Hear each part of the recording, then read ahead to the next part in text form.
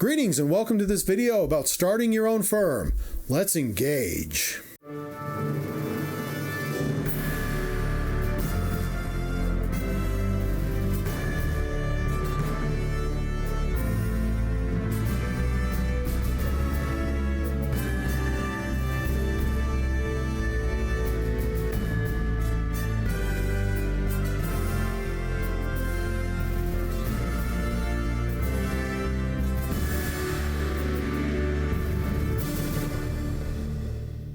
Okay, well, so in this video, we're going to talk about owning your own firm, starting your own firm. This is actually a video that I originally didn't shoot.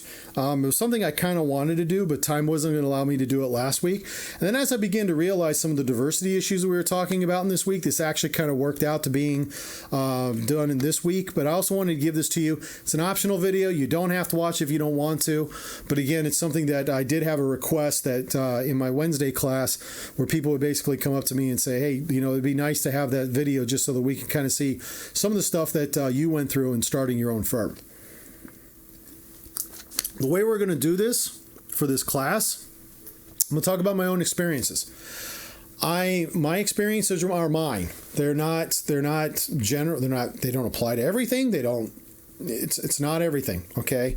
So what I need you to do, I need you to understand that what I'm about to tell you doesn't always apply in every case. But I'm going to give you some thoughts. I'm going to give you some ways that I did it and what I had to do in order to start my firm.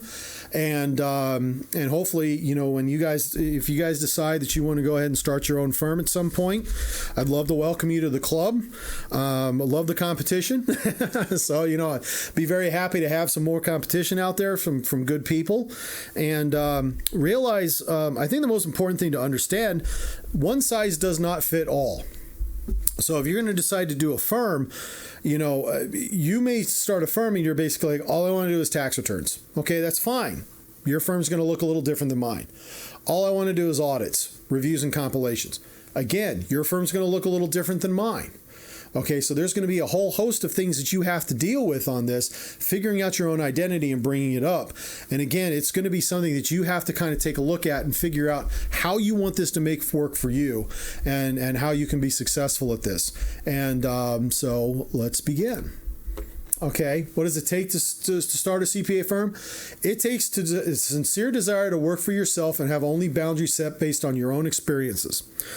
The most rewarding aspect of it was funny. I was actually having a conversation with a lady that's 2 doors down from me who owns her own accounting firm. She's not a CPA, but she owns her own accounting firm. And she says, you know what? I don't care about how much money I make. I want freedom. And that's all I want. And so that's important to her, and that's what I hear from a lot of people who are CPAs who start their own business. They love the freedom. They love the ability to work on their own. They love the fact that they're the final decision maker on certain things, and it's something that they definitely seek to achieve.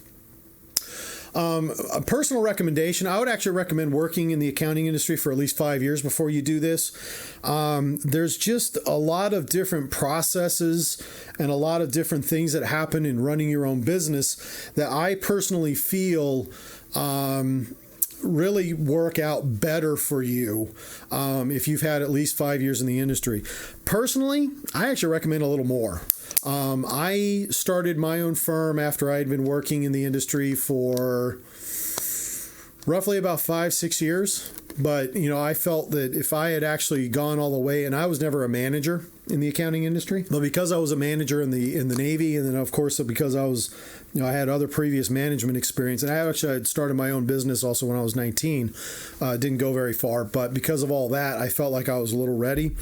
There's definitely been some times that I wish I had stuck around, become a manager for a little longer before I decided to launch off on my own. You know, again, if you have some management experience, start as early as 4, but it's really stretching it, folks. There's a lot of things they have to go into. When you go from doing tax returns to running a tax firm, there's you're only seeing, before you start the firm, there's only a small slice of the work that you're getting to see, and there's going to be a whole lot of stuff that you have to deal with. And as a result of which, I personally recommend that you get a little bit more experience, particularly dealing with e-file issues, particularly dealing with, you know, extension filing issues and some other things and some other tax advice that you give to people. It's better to have that experience than not have it. Another thing you're going to have to figure out, you need starting funds. In my case, I actually borrowed against a 401k. That was good for me to get started. Got me the minimum funds that I needed in order to feel comfortable. But some of you are going to realize that starting funds run out quick and that loan lasts forever. Okay. So you want to be careful. If you're going to do this, you want to make sure that you have plenty of starting funds in order to make the company launch and do things successfully. You're going to make mistakes. You're going to buy products that you're going to realize, I shouldn't have bought that product. And that's going to be, there's going to be trial and errors. And then you're going to begin to realize that there's various ways that you can market yourself and you can bring yourself out to this. But if you don't have sufficient starting funds, what's going to end up happening? You're going to run out of cash. Your business is going to fail. Most businesses will fail within the first 2 years. And most of it is because they run out of money. Okay. You don't want to be that person. You want to make sure that you have sufficient starting funds in order to get it done. You also want to make sure that you're not planning a serious profit for 35 years. What do I mean by serious profit? If you are looking at your wages that you have as an accountant, say a manager, say you're making about $100,000, $120,000 a year, don't expect to make that $100,000, $120,000 a year for the first 3 to 5 years. You're going to take an income hit. There's no ifs, ands, or buts about it. If it wasn't for my wife working full time on the outside of this, beta would have never happened. Okay, it's just something that needed to take place in order for us to have that, and so that was actually very important. Why did I start off on my own? So I became a CPA in 2011. I started thinking about doing my own business probably around 2012. What had happened was there was a person that I was working with at my firm at the time, and I began to realize he was not a good accountant. The good news is he's no longer there. He doesn't, that I think the rest of the firm kind of felt the same way that I did with it. And but I was kind of looking at it, seeing what he had done, and I was like, if this idiot can do it, I definitely can do it because I'm better at things than he is. I think there's a little arrogance in that because as I've gotten a little bit wiser about this, I began to realize there's a lot more to this. And again, I started thinking about it around 1 year out. To be honest, really shouldn't have done this until much, much later. But again, that kind of got the juices started with this. I did start working on returns for my friends to set things up. So what happened is I actually had friends of mine who came to me and said, Kevin, I'd like to get a tax return done. How much would it cost to do it? And I'm like, okay, well, if I was going to do your tax return, here's how much I would charge you for it. It was low, wasn't nearly enough to run my own firm, but most of my friends understood that. And of course I was telling them, look, if I'm going to work on your returns, you got to work with me on this. So, and I probably did about 15 of them. What happened is I started having some good friends, and they started referring me their friends. And next thing you know, and I actually call them the first 15. They're clients that no matter what, I will not fire them. No matter how angry they make me, I won't fire. And I had one who tested me, really tested me. She was driving me nuts. But I said, look, you're a friend. You're here where I'm going to do everything I can for you. I've even helped her fill out her own tax return because she thought that she needed somebody. She was going to do it on her own. I have a feeling that next year she's going to hire somebody because there's no way in heck she's going to do this on her own. It was after a few years of doing this that I decided I'm going to go do this on my own full time. And it really happened after I was working at KPMG and I started running into some things that I was like, I can't do this anymore. I really can't do this anymore. And so I initially started looking for a new job. And when I looked at some of the opportunities that were being presented to me, I was like, I'm not there. Now, the funny thing is, I actually had one accounting firm. It was funny because I remember I went to a Chamber of Commerce event and I ran into this gentleman. I actually know him, and I'll introduce you to him when I'm off video if you want. But he had told me, he said, Kevin, I really wish you had told me that you were looking to leave. You were on our watch list. And I was like, what do you mean watch list? He said, when we were watching your LinkedIn and looking for you to make any indications that you wanted to leave, and once we noticed those indications, we were gonna aggressively pursue you, which did make me feel pretty good. But at the same time, at that point, I'd already been in business for about 3 to 5 months, and I was like, nah, I'm having too much fun. I'm going to do this for a while. Other factors, I did notice, I saw firms that were not willing to take risks necessary to build a business. Sometimes you'll notice that in well-established firms, they don't want to take chances. They don't want to do things above and beyond. They're very risk adverse. They don't want to lose anything. And I've noticed that kind of was frustrating to me. So, like I have for certain skill sets and I'm like, well, why don't we start doing this instead? They're like, no, we're not interested. And I get it, because every firm has its own culture. It has its own identity.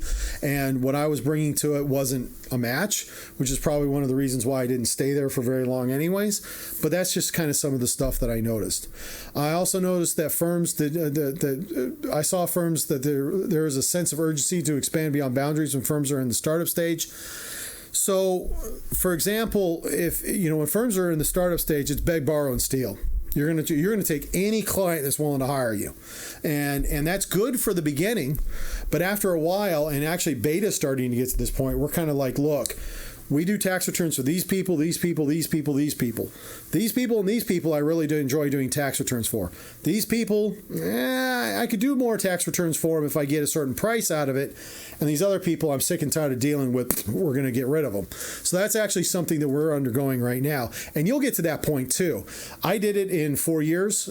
Generally, I've talked to most people. They say that usually they got to there about 5 or 7 years. Mine was a little faster because I tended to be a little more aggressive on the marketing than my contemporaries. Standard for promotion process usually stagnate people who are more go-getters. So as you guys know, I talk a lot. I have a very loud personality. I like to interact with people. I like to do things. I tend to be a very strong go-getter. But most firms are like, you got to do 3 years of this, 3 years of this, 4 years of this, 5 years of this, blah, blah, and then we'll make you a partner. And I'm kind of sitting there going, really? This is ridiculous. I want to be a partner like today. So this was a fast way for me to become a partner, setting up my own business. Now, here's the other thing. One of the firms that I used to work with might be interested in buying me at one point. And if they do, they'll bring me in as a principal, buy my firm, bring on all the clients that I've got, and it'll end up working out for them. And that's actually a really good fit for that.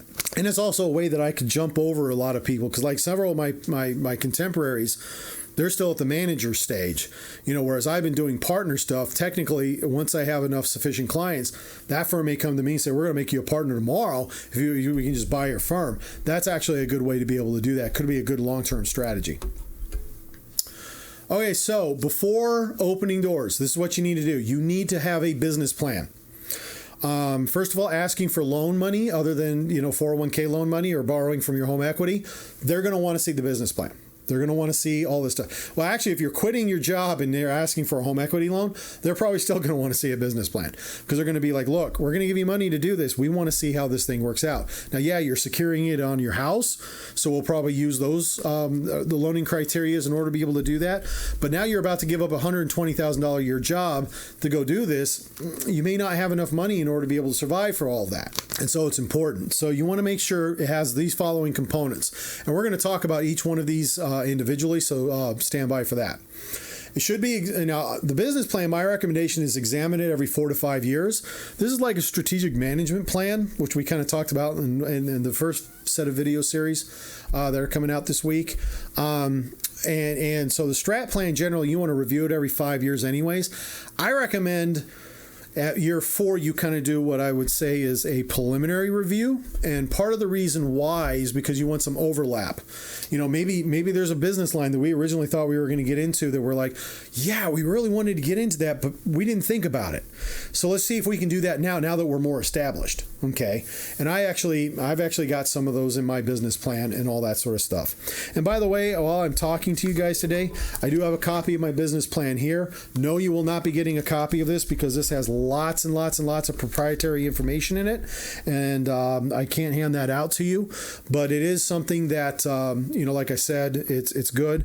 Another thing, you want to include you want important employees to be part of your business plan review. Part of the reason for that is I have an image in my mind what I want to do psychologically speaking, but sometimes social learning can actually help me do a better job of figuring some stuff out. And it's always nice to have, give them that opportunity in order to participate. Number one, it includes inclusiveness. It actually it makes your employees feel like there's somebody special because you're actually asking them all this stuff. But also, they can actually bring up certain things that you may not be thinking about, and it actually helps you guys make a much better deal. All right, so on the executive summary, here's the thing. On the executive summary, people who read your business plan. Now, my business plan, I think, is about 20 pages long. Most people do not have enough time to read all that. So when they want to take a look at what your business is to see if it's something that's viable, they want to see the executive summary. What are the things that you have there in order to do? Okay, so one of the things that I did is I made the executive summary. It lasts about it's about 2.5 pages, just over 2 pages long. And part of the reason why it's 2 pages long actually is the chart that I put in for the financial performance charts. You don't have to, they don't have time to dive into details. So this is not the details. This is the, oh my God, this is what's going on, blah, blah, blah, so on and so forth. Okay. So you want to make sure that gets taken care of in that sense. All right. So part of this plan is the following. You got the financial performance charts, the objectives, the goals. You want your mission statement, your vision statement, your value statement. And what the mission, vision, value statement is, you probably talked about this in your management class, but the mission statement is, what are we? The vision statement is, what do we seek to become? And then the value statement, what are your values of your organization? Okay, that's all important. If you go to my website, you can actually read all that. So if you go to www.betasolutioncpa.com, again, this www.betasolutioncpa.com, you can go look at my mission, vision, value statement, and it'll talk about it. My value statement actually comes from the Navy. I thought it was very useful. It incorporated it really well, and that was a good thing. You also want to say keys to success, which is basically like your what is it that you're intending on doing? And I did keys to success based on each of the components of my organization. And while we're talking about this, let's talk about that. So when I built my organization, I organized it like the military. Now, some of y'all might say, wait a minute, Kevin, warheads on foreheads versus tax returns. Why was the military a good thing? Because the military's organization system actually is very specific in order to be able to hit everything that needs to happen in order for the organization to function. So, for example, Section 1, which is human resources, Section 2, which is normally intelligence, I use that as marketing, Section 3, which is operations, Section 4, which is facilities management, Section 5, which is strategy, Section 6, which is information technology, Section 7, which is training and development, and Section 8, which is finance. And then I did Section 9 as what I call MWR, which is morale, welfare, and recreation, which is kind of ways to boost morale in the organization and keep high spirits and all that sort of stuff. So my major thing that I had done here was, that we wanted to, kind of retain this and do this sort of stuff and make sure that we were getting these things set up. And so I divided so I said human resources, ensuring people of high quality are hired, marketing, constant exposure and personal touch, operations, on-time professional deliverance and product service, and so on and so forth. Okay. And so that's kind of what we did with that. Description of operations. So basically, how are you going to accounting? Sorry, that was my mouse that was falling. How are you going to accounting? So how are you going to be an accountant? Again, it should have the following components. You should have company legal ownership and legal entity. So here, Beta Solutions, 100% owned by me. Even though my wife claims, my wife does exert a certain amount of control. But for legally speaking, it's 100% me. And then we chose to file as an LLC, and then I did an S election. So I would have the S return or S status helpful for me. We also have the location. which is where are you primarily going to work? In marketing, it's all about location, location, location. And that's very important. You want hours of operations, products and service lines. So what are some products and service lines? Originally, my products and service lines, I was talking about tax, assurance, temporary CFO program. So if somebody needed to hire me to do like some CFO work, payroll management, compensation management, benefits, and then also compensation consulting, diversity consulting, organizational culture, change management, and temp HR director program. Of those things that I've done, the human resource stuff, none of it's actually gotten done. And of the administrative services, the only thing I really seem to do a lot of is compensation management. Sometimes I have people, they ask me to help them out figuring out compensation for employees. And so that's something that's actually very useful for my clients. And I've gone ahead and I've done that for them. But again, you're going to say, this is my plan to set all this stuff up. I put out this wide net, and then I'm figuring out what's available out there. Okay. You also want to put in major suppliers, because bankers are going to ask who is responsible to keep you in business, and that's suppliers. Okay, in addition to clients, you got to have suppliers, because if you don't have an adequate number of supplies, you're toast, you're done. Okay, so you want to make sure that you get that taken care of, and they all delineated out. And so I've talked about who my suppliers are and all that sort of stuff, and the primary relationship with them and everything that I have. Okay.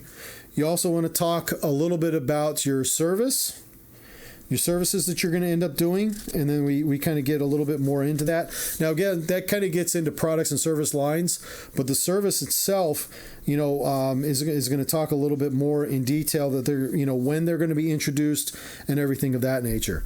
You also need to do, I didn't put it up there. It actually should have been up there. You're also going to talk a little bit about competitive comparisons.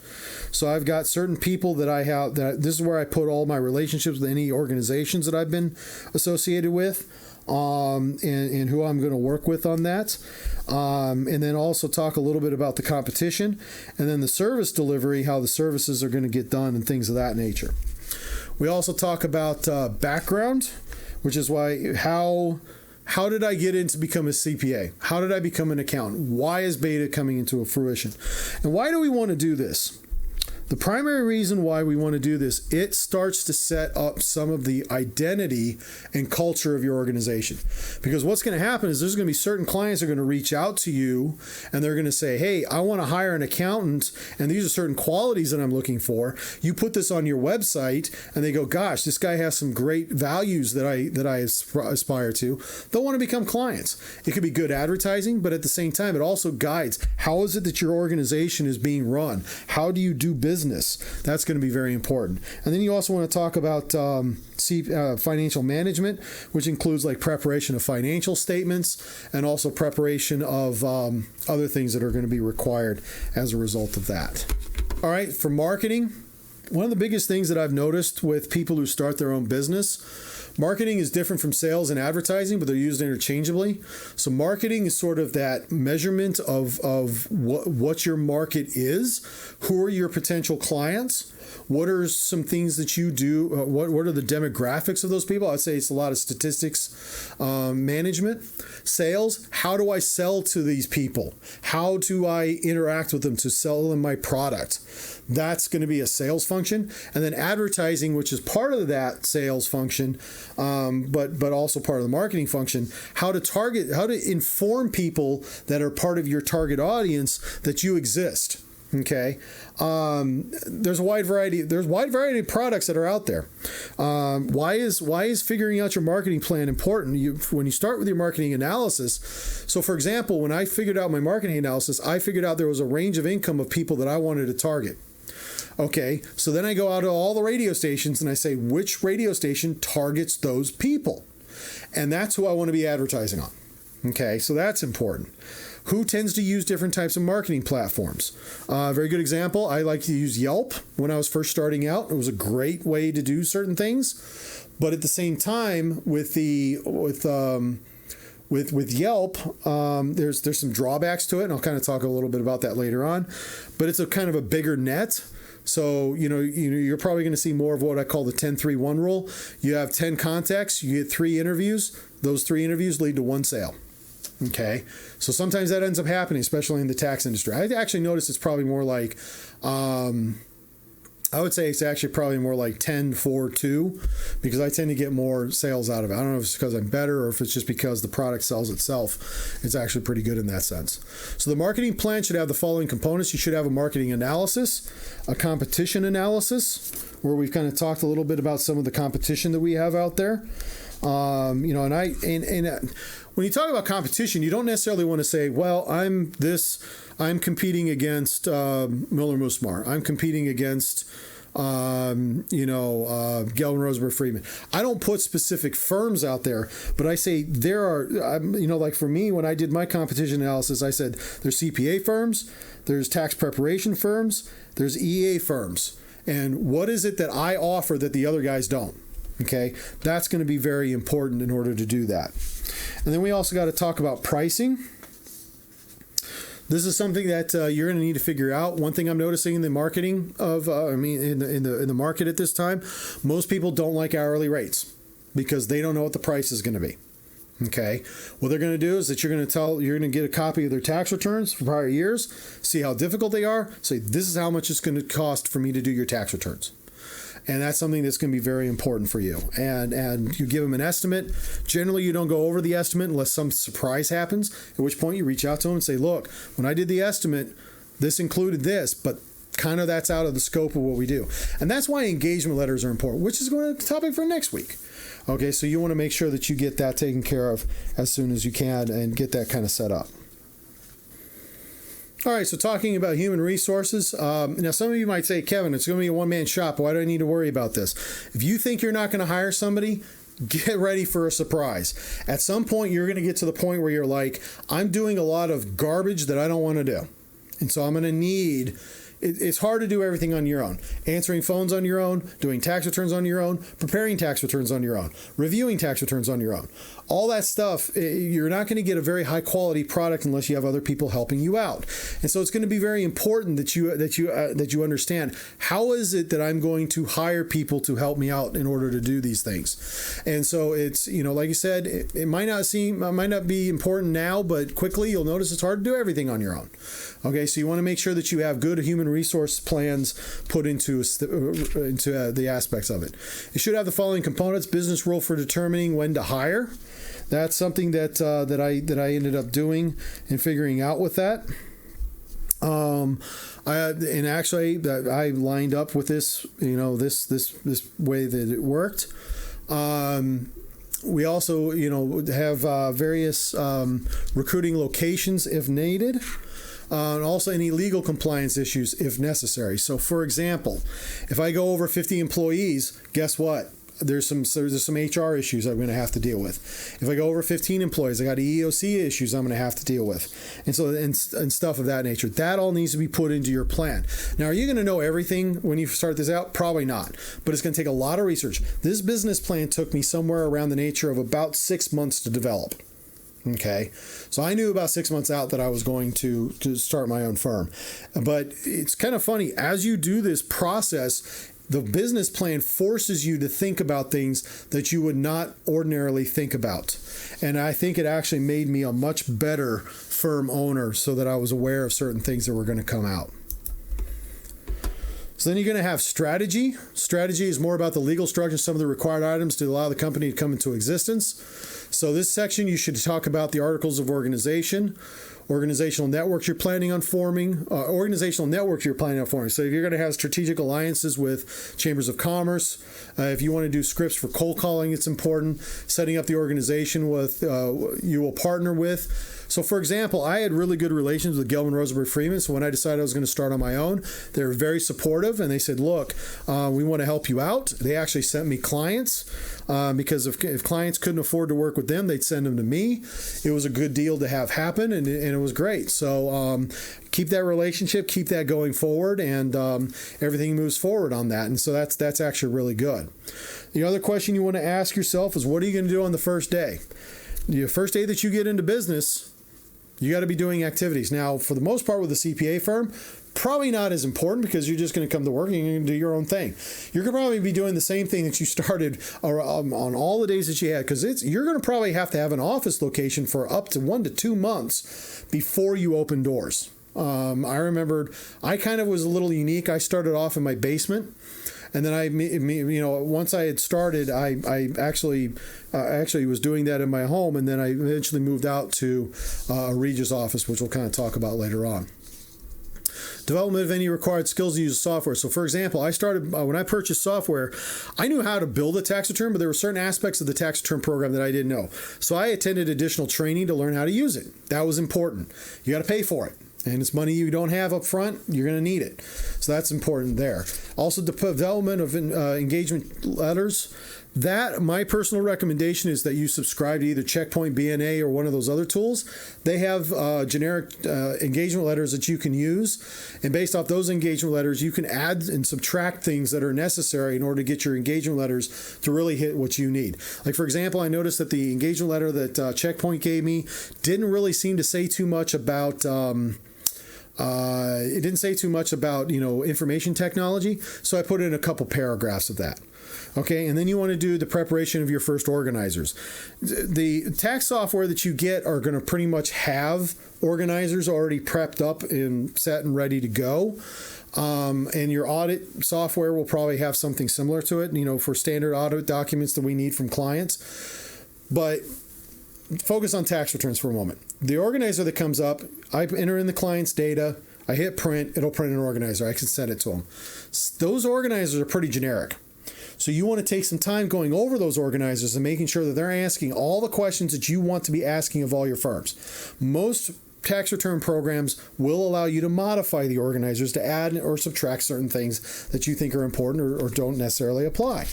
As an international tax firm like we are, we ask a lot more international tax clients questions. So that's going to be kind of important in that sense. Getting back to like the audit, if you know you're going to be working on an audit, chances are what's going to end up happening is they'll have given you the financial statements, they'll give you a general ledger, they'll give you all that other stuff, but then you're going to be going through, and as you're doing the audit checklist, you're going to notice there's additional documents that need to be done. That's why your planning session, your planning meetings are so important. And if you're only all by yourself when you're starting off on this, maybe you want to hire, have a friend come in and help you out and say, look, I'm going to plan this engagement. Why don't you come in and help me out in order to be able to do this? I've found that some friends are very helpful to be able to do that because they want to see what it's like to start a firm. Maybe they're thinking about starting a firm. Maybe there's somebody that you want to work with later on as a partner. That's something that could be very useful in order to be able to build those relationships and build good stuff. To use the term CPA in your company, you must be CPA. Sorry, the caps thing, I guess, got killed on that. So in Virginia, in order to have a firm that has CPA after it, 51% of your CPAs or more must be CPAs. Furthermore, any person who is not a CPA must have regular and substantial participation in the organization. Okay, that's important. You have to follow those rules. Okay, licensed CPA firms are required to have a firm license if you perform a test, compilation, or financial statement preparation in the state where the services are provided. So I do some audits over in Maryland. Got to have a Maryland license. So that's important in order to get that done. You want to make sure that you're licensed appropriately. If you're going to be preparing a test services outside of VA, you need to be licensed in those states too. And you will also have to file LLC registration. Foreign firms, why do they call it foreign firms? Basically, it means a firm not located in that state. They'll call you a foreign firm. You basically need to file for an LLC foreign registration in that state in order to be able to do all of that. Facilities. To start, oops, sorry, that's my mouse again. So to start, you can start out of your own home, but remember, do you want clients showing up at your house? I didn't, which is one of the reasons why I went to a temporary office solution. I did Regis for a while. I was actually at Regis for about 1.5 years. I thought it was really good. And then after a while, as my firm grew, I realized that Regis wasn't going to work for me anymore. I moved into my current locations. And now that we're growing again, I'm going to move into another location that's actually bigger. That's kind of the way this thing works. So temporary office space is good to start off and can be cheaper. Plus, here's the cool thing about the Regis office. You get all the coffee machines, you've got all the refrigerators, you've got all that other stuff that allows you to have kind of the lunchroom and the corporate feel of your firm, which is very, very helpful to begin with. I actually recommend doing that. Now, I say Regis, there's other companies out there that do the same stuff. Corporate office space is more expensive, but creates a more impressive look for that snob appeal to get to the client, so that when you're charging them $900 for a tax return, they understand it because you're a formalized firm. If you're doing it out of your garage, charging $900, probably not going to get it. Office rental is actually done by square footage and charged per year. So, like for example, the square footage of the office we're going to do is about 26 a square foot. So I get 26 a square foot for 1,500 square feet. It's going to cost $39,000 per year, or $3,250 a month. If you do a long-term lease, sometimes you can negotiate for free rent in the beginning. Office owners generally don't want to lower their rates, because if they do, it looks like the office is cheaper than it really is. They want to keep the higher rates, but sometimes to make you happier, especially in times like COVID, where office rent is going down the toilet, you have a lot of negotiating power to say, okay, I want the first 6 months free if you're going to make me do a 5-year lease. That's actually very helpful and can save you a lot of money over time. You can also use a commercial real estate agent. Sometimes I've noticed they're helpful, sometimes they're not, but you want to be careful about that. Information technology, you want to detail where the software you're going to need. So auditing, review, comp software, tax software, practice management. Practice management software is huge. It's also one of my more expensive programs, but without it, I can't bill clients, can't manage my hours, can't manage anything. It's very important. You can only do so much on an Excel sheet. Okay, you want client portals for delivering information to the firm securely. You're going to need to sign up for Microsoft 365. Everything is done on Word, Excel, and I know all you guys who are anti-Microsoft, I get it. You can use Google Forms. That's possible too. You're going to have to pay them for it too. You're also going to probably need a website, a domain name, hosting the website and billing the website. I actually use GoDaddy. GoDaddy is a very good one for domain name, and then for hosting the site, it's good for that. Now, as far as the building of the website, I used to use Thomson Reuters for that. I'm actually firing them at the end of the year, and I'm gonna hire GoDaddy to do it, because they've done such a phenomenal job in managing all my Microsoft Office. Because when you do the 365, you're not just getting the Word and all that stuff. You're also getting email, which is very critical. You're also getting a lot of other factors and features that you need in order to be able to manage your company more efficiently. Training. So what kind of training do you need? One thing that we do here for Beta, what I do is that we manage our training by state. I pay for a product called Checkpoint Learning, which I think I pay like $300 a year or $250 a year. I get a 20% discount on attending all their stuff up to a certain amount.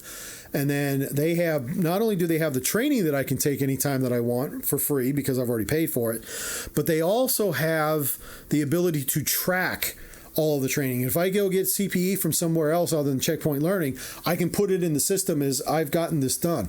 That's huge when you go through a CPA audit. So if the VSCPA contacts me and says, Kevin, we're going to audit you for the past 3 years. You've been telling us every time you got licensed that you've got your 120 hours. Prove it to us.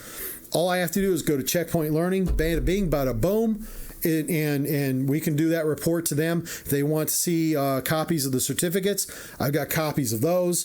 That's something that we end up doing. You need to manage that, because the most embarrassing thing that can happen is you lose your CPA license because you didn't track your CPE correctly. Okay, but what I did in the training section of this is I listed out all the requirements. So I have to have 20 calendar year hours per year per Virginia, 120 for the past 3 years. Ethics, I have to do, if you're doing a test services, you have to perform, it's 8 hours of of auditing type CPE per year minimum. And then for non-attest services, you've got 2 hours of ethics actually for both of them, you got 2 hours of ethics. This is actually incorrect. So I took that into account. Maryland to DC, where I also have licenses. I have 80 hours per reporting period, which is every 2 years. So I've got to manage all that stuff. Good news for me, Checkpoint Learning does all that for me. I don't have to worry about it. And that's actually been very beneficial. Okay, so this is where I get into the lessons learned. This is where I kind of talk a little bit about some of the things that now that I've done some talk, I've talked about what was in my business plan. Looking at that, looking at how things have gone, what did I see that worked? What did I see that failed? All right, so the first thing, under human resources, one of my sections, it's actually J13, is my policy and procedures documents. So for example, development of official letterhead, which sounds like a minor thing, but you want to have a letterhead that advertises your firm appropriately. It is professional looking, but also it's a minor thing. Probably takes about an hour to do, but you need to have that before you start. Also, the signature that I use for automatic signatures of documents, that I have that's securely locked up. I also have fax cover sheets. That's something that's very important in order to have developed up. And so a lot of that stuff takes time. Probably something you can knock out on a weekend if you know what some of the stuff is. But again, these are some items that at first I didn't really think too much about until I'm like, oh crap, I got to send off a fax. Well, I need a cover letter. Where do I go get a cover letter? Oh, publisher. I get publisher. Yeah, I take one of their generic copies, plop in a couple extra things, blah blah, and it just looked like it looked like garbage. I'm sorry, I almost swore there, but it looked bad. Okay, so I went back and I redesigned it. So I have an official fact sheet that actually looks really good. On marketing, social media takes time, but it's well worth it. I do a lot of videos for social media marketing on YouTube, just like I'm doing for you guys right now. I've stopped this year because of COVID, but I'm going to resume again once we get past COVID. And then I'm going to go ahead and I'm going to get that taken care of. But it's actually been very helpful for me. I've had people who've called me up and they're like, wait a minute, are you the guy on the videos? And I'm like, yeah, I mean, yeah, I am. Kind of feel like an internet star. But it is something, that I found very useful. Yelp is a good source to advertise yourself and make yourself more well known. You pay for Yelp. It's not cheap. I think I was paying somewhere around at one point almost $3,000 a month. But they give me a lot of links, they give me a lot of sources and a lot of information, and I picked up a lot of clients as a result of that Yelp. Some of them I've kept, some of them I've not kept, and it's been worth it. SEO for your website is very important. So SEO is basically when people do a search for CPAs in Herndon, what's the likelihood of my website coming to the top of the list? And SEO is a very important service in order to make sure that happens. I probably pay about $1,000 a month for that, but it's well worth it again. Constant Contact is another thing that I've used that I've been very happy with. Constant Contact, the cool thing about that, it lets me reach out to my clients and say, hey, by the way, April 15th is coming up. I need your stuff. If you don't get it to me by this date, we can't guarantee that we're going to do this on time. You're going to have to file an extension. We're going to charge you money. That's something that's very important. And so it's very good. Joining a CPA support or association is a good deal. I obviously VS CPA is a good support organization, but I also did this thing called CPA Connect, CPA America. They're, I think I pay, it was about $80 a month, and I get, access, I can send an email along the CPA Connect network, and I can get, 5-6 people giving me ideas on how to do things. It's been very helpful. It also allows me to, if I need a foreign tax return to be done, I can go to one of their services and I can get a French tax return done. That's very helpful. They also have various CPE opportunities that they do for the firm members. It's a lot of really good stuff. I've been very happy with them. But the CPA Connect, CPA America, a competitor of theirs is that BDO Alliance that I put up there. The difference between CPA Connect and CPA America, usually I think you have to be making more than $1.5 million in revenue before they're going to let you join CPA America, but they give more services as a result of that. But the CPA Connect's usually small firms. I think there's probably about 200 firms nationwide that I can reach out to and ask. And I've actually, some of my big international clients are all referrals from CPA Connect. So I've been very happy with that. On the operations side, good tax research is critical. I pay an exorbitant amount of money for my tax research software, Checkpoint, but it's good. I need it. It helps me do a lot of things that I couldn't do on my own, and it's worth the money. Okay. Operating the software is different from working on the software. This is true. So you're used to building tax returns, but what about filing a tax return? What are the requirements to file a tax return? Where do you have to file the tax return? How do you bind the tax returns and send them to the clients? What sort of materials are you going to give the clients? Do you just give them electronic returns? These are things you're going to have to know if you're going to run your own business. But again, once you've got them solved and it sets up into your identity, I think it's actually very good for the organization. You want to get your IRS thing set up quickly. So get an EFIN, which is an electronic filing number. You want to make sure that you get that, because those can take up to 6 weeks to get. You don't want to be going along getting ready to e-file tax returns and you're like, where's this EFIN? What's this EFIN? I don't know what that is. And then you're trying to set everything up. Clients get ticked off if their tax returns don't get filed on time. You lose clients. So you want to set that up ahead of time. CAF numbers. If you've ever done a power of attorney with the IRS, you'll have a CAF number. Make sure that your CAF number is updated and everything's set up correctly. Also, you want to have the IRS's e-services account set up, because with the e-services and a CAF number, you can actually go online. You can pull out TDS transcripts that help you get transcripts without having to call the IRS and get it from them. So those are some very important things. On facilities, small offices at Regis or other rental organizations, very helpful. You can also use incubators. They're also pretty good places to get things. Small office space outside of the temporary stuff is very hard to find, but well worth it. Like, I moved from Regis to this office here. It took me probably about a month. And that was because we were at a short wire notice on this. But luckily, my real estate agent knew about this office space. I could never have found this on my own. But I've been very happy with it. I own the space. I can come in anytime I want, turn the air conditioner anytime I want, and all that stuff. And it's actually very helpful. On information technology, you might want to consider some cloud servers, because they can save money in the beginning. Because, a good server could cost you $2,500. Vice getting cloud-based servers where you're only paying around $300-$400 a month. Now, some of you might say, well, then in about 6 months it's going to make out. Yeah, but then you also got to talk about setting up the server, which is going to be another $1,500 to get somebody to set it up, and then periodic maintenance of it. Sometimes the cloud-based servers, they'll help you do that when you're small to begin with, and then over time you can basically say, okay, now we're getting big enough, I don't need this anymore, I'll go with this. In fact, Beta has been using a cloud-based server for a while now. We're actually going to fire them at the end of the year, get a server, and we're going to have it installed. So that's actually good stuff. Smart Vault or Dropbox. So Smart Vault and Dropbox. So you know what Dropbox is. Smart Vault is basically a Dropbox for accountants. It's a good place to do document storage, and it's cloud-based. It's secure. I think I pay like $400 a year for it, which is nothing compared to what I get for it. And it allows me, so I can work on the screen that's behind you, behind the camera here. I can work on the screen in my office. I can go home and I can use the laptop that's at home and work on that. There's a lot of multiple things that I could do that allows me, because I have all my documents for my entire firm on this thing called Smart Vault. It's actually very helpful. Training, like I said, I've talked about Checkpoint Learning is a good management tool for CPA and continual training.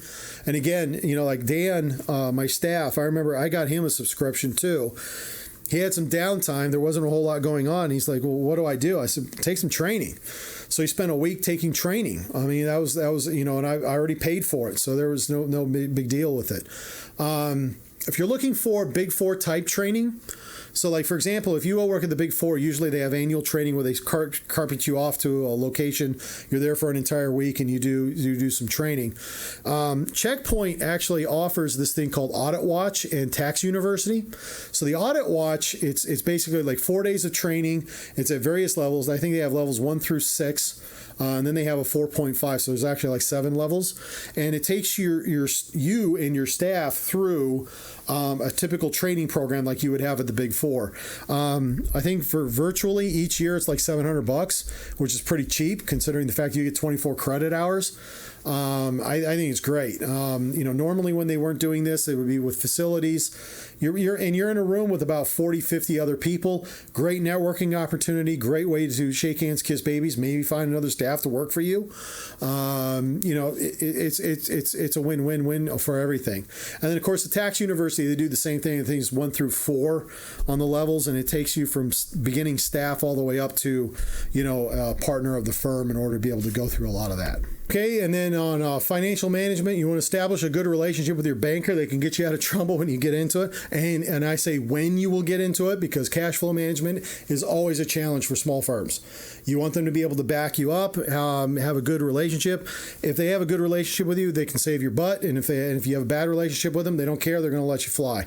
I would have an outside bank from your personal banker. Here's what happened. I'm a member of Navy Federal Credit Union. I was using my bank accounts with them. And I remember one month we were just struggling with cash. And what had happened is I wrote a check to pay for my software, put the money into my business bank account. And I was a little late with my mortgage, but I had to pay for the software because I don't have any software. I don't have any work. And so what had happened is that I put it into there, wrote the check, had enough funds to pay for the check. And then all of a sudden I get a call from the people. They say, hey, your check bounced. I'm like, what are you talking about, my check bounced? It shouldn't have been a problem. Turned out what had happened is Navy Federal went into my bank account and took the money out of that and paid my mortgage and didn't tell me. Pissed me off. Really pissed me off. So I fired them as my banker immediately. And now I'm at John Marshall. And I was very, very angry with them. So, I don't do any business banking with them anymore. It does, it's something that you want to do because, your business and your personal, you have to keep those separate. You don't want to do that. Something else, you won't make as much money the first 3 to 5 years as you did. So if you start off at $100,000 and you go off and you start your own firm, don't expect to make big bucks the first year. It's going to take a while for you to make as much money as you did working at the other accounting firm. So you want to just be well aware of that. Plan for it. Just make sure that you guys are set up for that. On MWR, Morale, Welfare, Recreation, remember, have fun. Remember why you're here, okay? Remember, you're in charge. So you're in charge of your own destiny now. You're a business owner. But remember why you started your own firm. This is something I think you need to constantly be looking at. You want to, you're talking about your own firm. You have the ownership, the freedom. Those are things that are important because there's going to be some really tough days that you're like, why the hell am I doing this? Think about why you're doing this and why it's important. Okay, because those will get you through those tough times. And a final note, small tokens like gift cards to restaurants go a long way. One of the best things that I learned is that at Costco, you can go spend $100 and you get like spend $80 and you get $100 worth of gift cards. And then I've had some times where like I have some employees, they've done really good work for me. And I'm like, you did a great job. I'm going to reward you. Here's a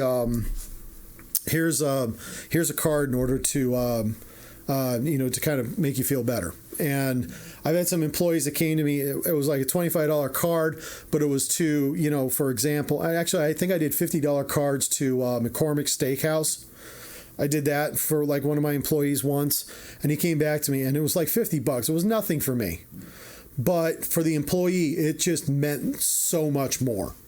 And those kinds of things make your employees happy, keep them loyal to you, make them think that you're looking out for their best interest, and it keeps them working out for your best interest. Remember, this is a people business. I don't care if you're here to do tax returns, audit, whatever. This is a people business. You got to take care of people, clients, employees, everybody. Okay. All right, folks, so that's all I've got to say about this. Sorry this was a long video.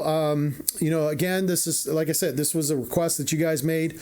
I wanted to go. Actually, this was a really fun experience for me because I got to take a chance to take a look at some kind of review, reflect about some of those experiences I've had. I've really enjoyed it. If you guys have any questions, feel free to reach out to me. If you have any questions, go ahead and put them in the comment box if you think it's something that everybody can enjoy. And again, thank you very much, and I look forward to seeing you in the next class.